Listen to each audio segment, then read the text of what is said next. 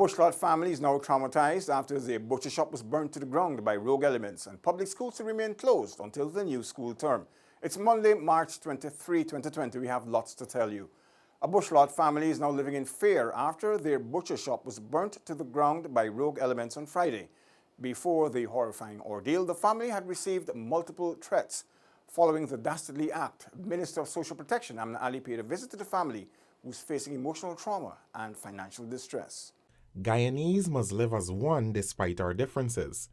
This was the message conveyed by Minister of Social Protection, the Honorable Amna Ali, during a visit to the home of the Aziz family in Bushrod, whose butchery was destroyed by arson Friday evening. We must be our brother's keeper.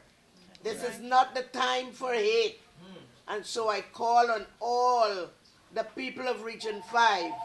I'm a daughter of this region. I don't want to see the destruction of this region.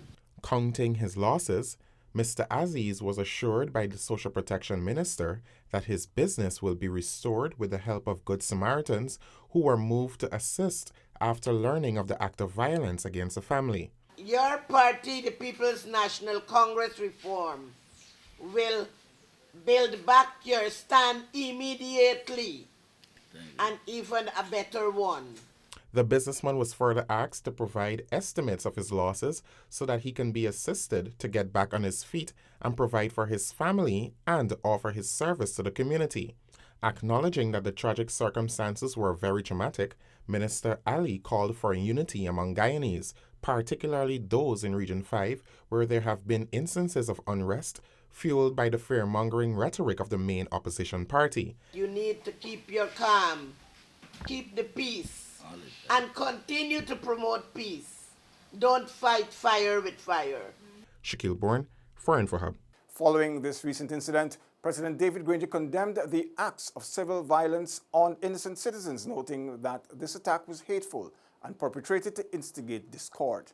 I condemn these hateful acts of hostility aimed at terrorizing innocent citizens and instigating discord, His Excellency President David Granger stated after being made aware of the attack at Bushrod village.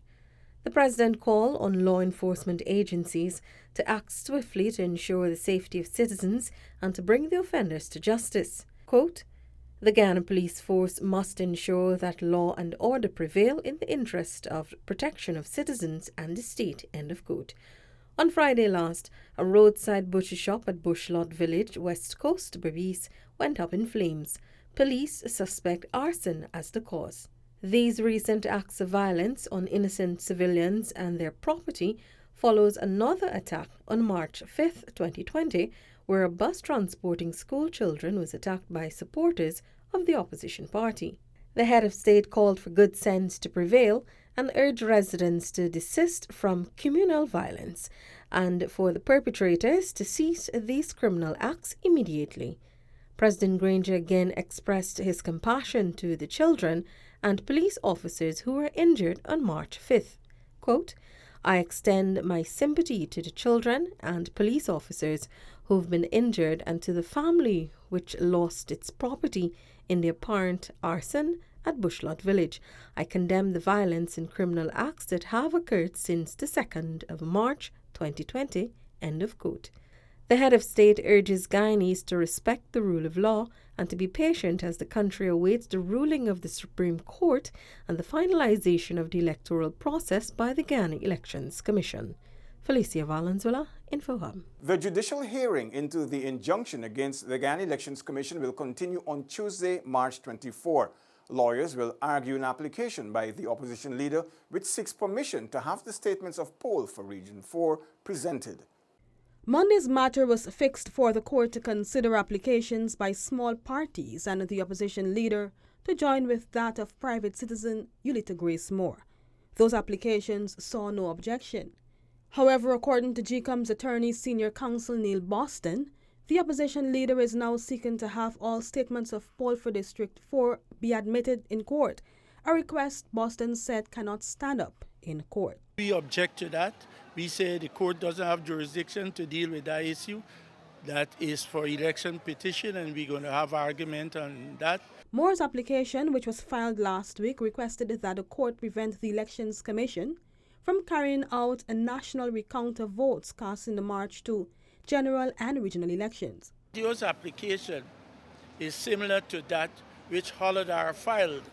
Jack Dio is asking for the second declaration to be declared null and void, and the elects and GCOM does not make a declaration based on that.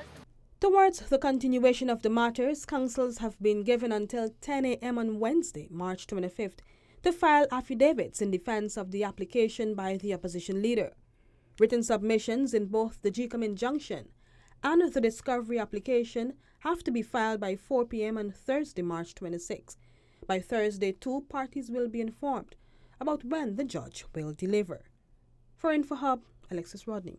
The Education Ministry has advised that schools will remain closed from March 30, 2020 to April 3, 2020. This closure will lead into the Easter term vacation, which is scheduled from April 6 to April 17. Following the first confirmed case of the coronavirus here, the ministry took the initiative to sanitize all schools, thereby closing them early last week. Schools are now to remain closed until April 17. The beginning of the third term for the current academic year remains scheduled for schools to reopen on April 20, 2020. When the news returns, Guyanese heightened awareness of COVID-19 as public hand-washing station installed at Stabroek Market and vendors playing their part in safeguarding against the virus. More on these stories after the break.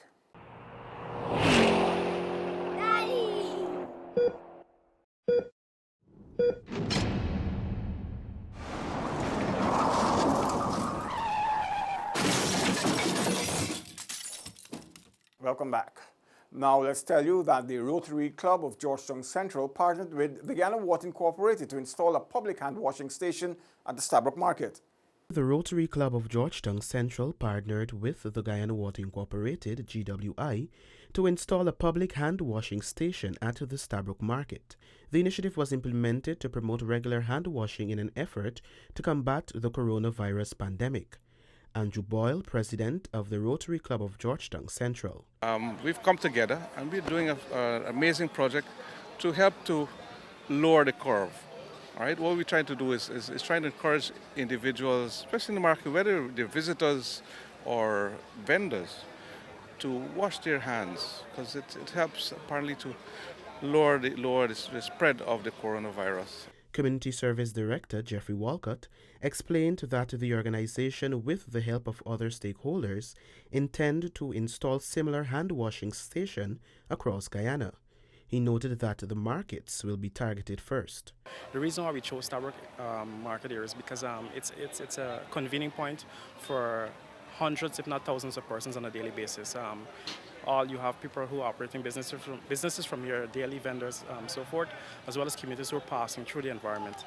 With our partner, GWI, they're hoping to roll out this initiative across the country, primarily starting with the market areas, first in Georgetown and then moving further out along the East Coast and East Bank. Club members also shared bottles of sanitizing liquids to passers-by while encouraging them to practice healthy hygiene. The hand-washing station provides 24 hours service. For InfoHub, I am Kellon Rover. In response to the global COVID-19 pandemic, vendors at the two major markets in the capital city have been playing their part in sanitizing their produce and environment following guidelines issued by the Public Health Ministry. Meat vendors Esther Tamasar and Dave are among the several stall owners at the Stabroek Market who are making sure that they practice proper hygiene. Oh, we make sure we wipe down with the bleach and other lime and make sure the place is well wiped down and so on. The fine salt, we actually spray it right the way around. We wipe but we use mostly bleach. Over at Border Market, Debbie Weeks said it is important to sanitize her hands after every transaction. This, she believes, will prevent her and the customers from contracting the virus. When you come, I would wipe down my stand. I got a little bleach water there with soap, salt soap. I just wipe down and I got my little alcohol and take a little rub up my hand. And so when I collect my money, I wash my hands. I went and rub up with my alcohol and do my thing right now. It's very important because we handling money and then we gotta get things for eat. So we gotta sanitize we hand. As soon as I collect my money, I put it in the apron, I wash my hand, sanitize my hand. For InfoHub, I am Kellen Rover. On March 20, the World Health Organization launched a health alert messaging service with WhatsApp and Facebook to get the facts on the novel coronavirus. The app is an easy-to-use messaging service with the potential to reach 2 billion people, from government leaders to the regular man in the street, enabling WHO to get information directly into the hands of those who need it. The messaging service will provide the latest news and information on the coronavirus, including details on symptoms and how people can protect themselves and others. The service can be accessed by inputting the WhatsApp number +41798 931 892 and then typing hi to activate the conversation, prompting a menu of options that can help answer questions about COVID-19. While this new app is seen as providing accessibility to general updates on the coronavirus worldwide, here in Guyana, the Ministry of Public Health, Facebook, Instagram, and Twitter pages are already reliable sources for up-to-date information specific to Guyana. The Ministry's hotline numbers are 227-4986 extension 215, 624-6674, or 624-2819. The Georgetown Public Hospital Corporation, GPHC, as the country's tertiary-level healthcare facility, is prepared and ready with respect to the novel coronavirus, COVID-19. COVID-19, which I will say from now on, COVID-19 was discovered somewhere near to the end of December, and we recognized that it was going to become epidemic and then probably pandemic. The Georgetown Hospital started putting measures in place. That is, we started a training process since then. So our QI department and some of the other medical departments like internal medicine started training. The training included use of personal protective equipment, PPEs, correct use of masks and gloves, and how to properly sanitize your person and surroundings. The hospital has also set up a checkpoint and triage centers. There is also an isolation area for critical patients. We identified an area in the institution, and that area in the institution was identified and then prepared as an isolation area. The isolation area has enough beds to accommodate approximately 14 patients, but these patients will be patients who are critically ill that need ventilatory support. That's all for today. Connect with us on our social media platforms, including WhatsApp, Facebook, YouTube, and Instagram. Much more news is on our website, dpi.gov.gy. Your Bridge and Weather reports are up next. Goodbye for now.